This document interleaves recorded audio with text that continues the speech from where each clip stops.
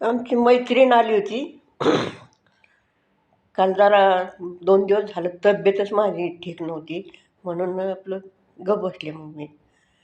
तर तरी पण तब्येत ठीक नसली तरी मी आपलं हसून खेळून असते.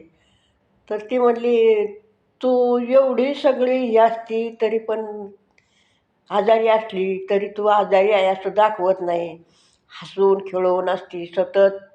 हसा चेहऱ्यावर हसतमुख असतंय म्हणली तुझं.